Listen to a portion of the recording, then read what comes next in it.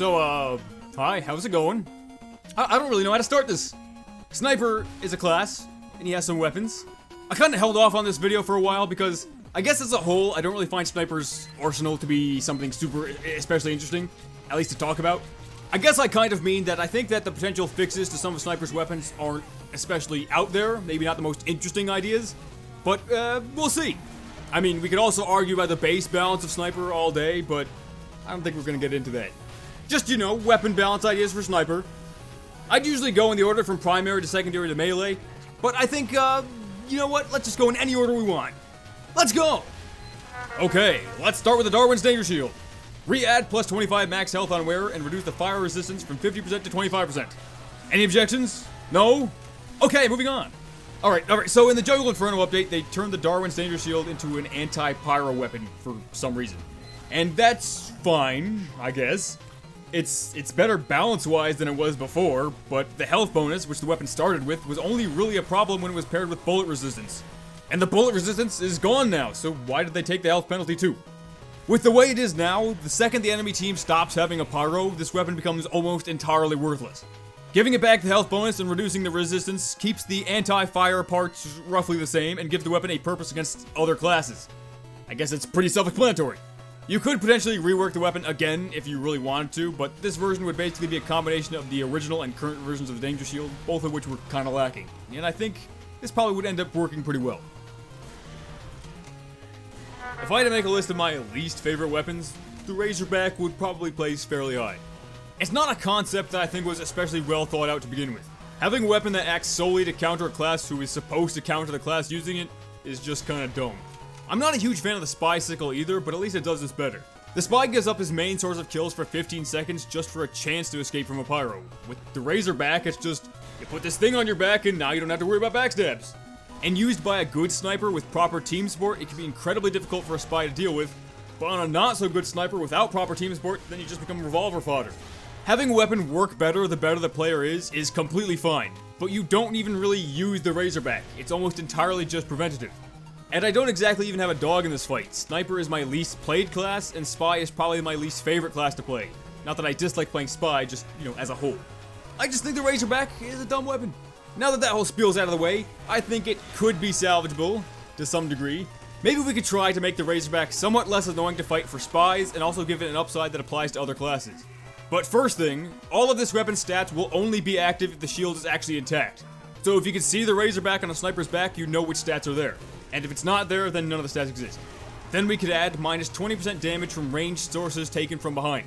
So any non-melee weapon will deal less damage as long as you're facing away from them. And then from there you could change blocks a single backstab attempt to drastically reduce his damage taken from backstabs. And also add shield is destroyed on backstab. What this means is instead of taking 0 damage from a backstab, you'll now take, let's say, 50. And the shield also breaks, like it does now. Taking 50 damage is still obviously way better than dying.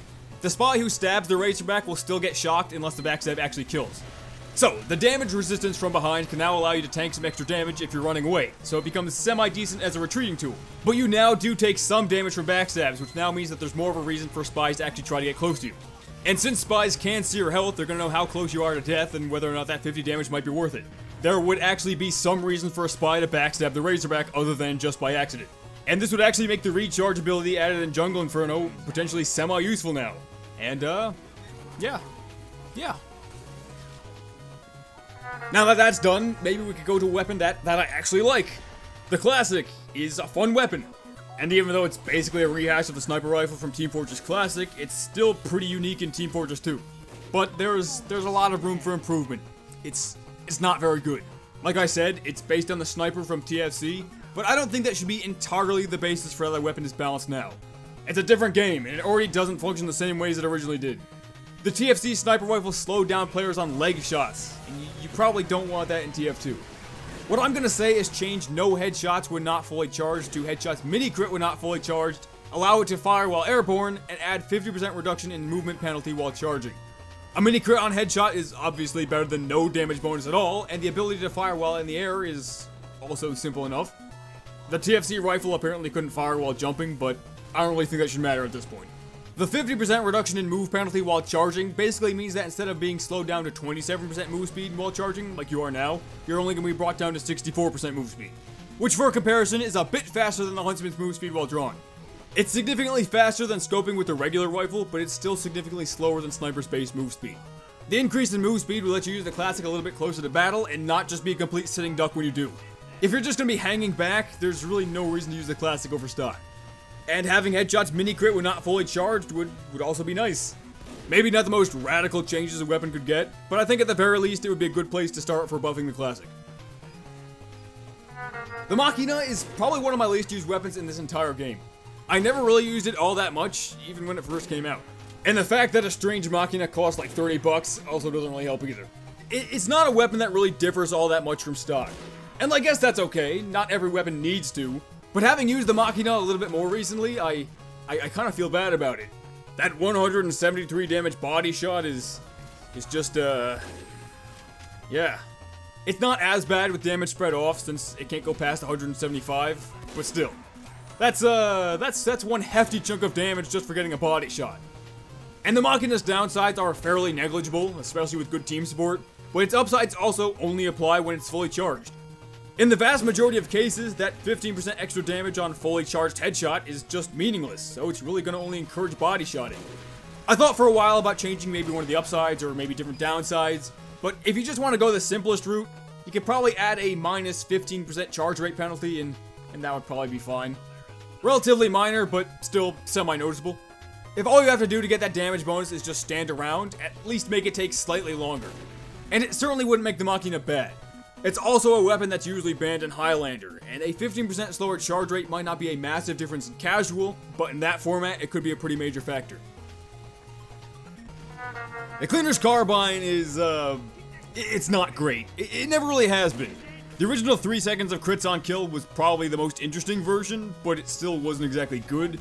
The current version is probably the best one, but if you want mini crits, you're probably going to use Jarate, and if you want an SMG, you're probably going to use the SMG. I guess the weapon could work though, but the charge meter only being filled by the Carbine itself doesn't really help. It kind of encourages you to go and get chip damage with it, but a lot of times it's going to end up with you being closer to the enemy than you really want to be. And defensively, the higher damage output of the SMG is probably better. So I was thinking, what if you made it charge like the Hitman's Heatmaker, where instead of charging based on damage, it goes based off kills and assists, and getting kills while the Crikey meter is activated can keep adding back to the meter. So kind of like the previous versions where you could hypothetically keep extending your boost if you kept getting kills. And like the Hitman's Heatmaker, it'd take 3 kills, 9 assists, or any combination of those to fully charge.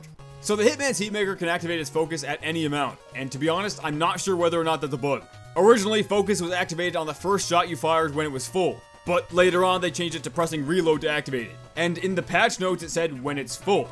Either way, I don't think being able to activate your focus at any amount breaks the Hitman's Heatmaker, and I think it could potentially work with a Carbine too, where you could activate your Crikey meter at any amount.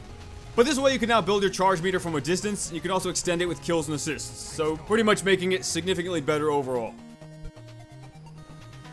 The Tribalman's Shiv is mainly just there for spies. I mean, it works against other classes, but generally speaking, a big burst of damage in one hit is better than slightly higher residual damage over time. Even then though, after the gunmetal update, spies have reduced debuff duration when they're cloaked, so even if they're bleeding, they usually won't be bleeding for a very long time. Cloaking also reduces the damage they take too, so if you get follow-up hits on the bleeding cloaked spy, it's still not going to do as much damage. I'm just going to say, reduce the damage penalty from minus 50% to minus 40%. That increases the base damage from 33 to 39. It'll let you hit slightly harder. Just keep it simple, I guess. I mean, you could add or change things to the Tribalman Shiv, but it's not especially necessary. The Shahanshah is a weapon that I think always looks better on paper than it actually worked in practice. That's not to say it's awful or anything, but chances are if you're playing Sniper and are under 63 health while an enemy is right next to you, you're probably already dead. I've seen some people say that you could basically swap the stats so that it did more damage at high health and less at low health, and that would probably make it better, but I'm not super sure that would be the best way to do it. I think at the very least we could try to make it better at its intended purpose. Let's say by reducing the damage penalty when above half health from minus 25% to minus 20% and increasing the damage bonus when below half health from plus 25% to plus 30%. And then you could also make it deploy 20% faster when at low health and 30% slower when at high health. This would increase the low damage from 49 to 52 and the high damage from 81 to 85, making it slightly better than it is now in both cases. It'll deploy slightly faster when you're at lower health and will have one of the highest base damages of any melee weapon, but it will deploy slightly slower when you're at high health. The changes here are relatively minor as a whole, but I do think they would be pretty beneficial to the weapon overall. Maybe not massively, but the weapon isn't exactly horrible to begin with, so this is just gonna make it better at doing what it does. Yeah. Jarate has been around for a long time. It's barely been changed. It's also banned in 6s. It's not usually something thought of as a problem weapon in casual, but it does basically require absolutely no skill. I mean, it's incredibly easy to use and essentially has no real downside. The splash radius is gigantic, it recharges fairly quickly, the effect is very powerful, and it often involves letting teammates get kills for you. Not that helping your teammates get kills in Team Fortress is a bad thing, but still. It's very, very easy to use. If done poorly, trying to balance it for both casual and competitive could just end up with it being over-nerfed. And basically everything I just said, and am about to say, could also apply to Mad Milk. I think you could probably add more of a skill element to these weapons. They almost had the right idea with the Gas Passer. Having it charge with damage done and time could work if both of those values weren't way too high. The Gas Passer takes 60 seconds and or 750 damage dealt to fully charge, and it's for an effect that's usually worse than what Jarate or Mad Milk offer. So what if you increased Jarate's base charge time from 20 seconds to 40 seconds and also allowed it to charge with damage dealt? Let's say 600 damage. Then you increase the cooldown reduction for extinguishing teammates from 20% to 50% and make it so that the jar meter starts empty. Kinda like how the Gas Passer starts empty and can't be filled by resupply cabinets. So now the time it takes to get your Jarate back is more so based on your skill. The better you play and the more damage you deal, the faster you're gonna get it back. But even if you're not a super great sniper, 40 seconds is also not an overly long time to wait, and you probably will deal some damage over that time. Not being able to refill from resupply cabinets might not be entirely necessary, but it does kind of prevent you from switching to sniper and then just chucking Jarates around after you get pushed back to last. Again, it might not be super necessary, but it could prevent some cheese. You know, I was actually kind of iffy on this idea myself to begin with, but the more I think about it, the more I like it. Even if competitive isn't being considered, I think this would be probably a pretty decent change for casual too, but I don't know, maybe that's just me. What do you think? Terrible? It's probably terrible. Moving on. The City Sleeper got changed a few months back, and nobody really seems to talk about it. I do like the change overall though. The mini crit on headshot comes in handy way more than I thought it would. And the whole 1 second off your Jarate recharge time on headshot is kind of useless. I mean, it's 1 second, I guess it could help. I also find it kind of odd, and this is probably just me, but I think it's a little bit weird that the Nature's Call stat on the City Sleeper directly mentions Jarate by name. Usually it'd be something like reduces the remaining cooldown of rechargeable items by X number of seconds. And as I was thinking about it, the Razorback does recharge now, so Sniper does technically have another rechargeable weapon besides Jarate. And I know it's called Nature's Call and everything, but if you could have that stat pair with more than one weapon, well, why not? Oh, and also increase that to 2 seconds, because 1 is basically unnoticeable. And this way, if Jarate were to charge based on damage and time, it would probably pair pretty well. On a headshot, you'd get a guaranteed 2 seconds off the recharge and a certain percentage more based on the damage dealt. Could be pretty neat.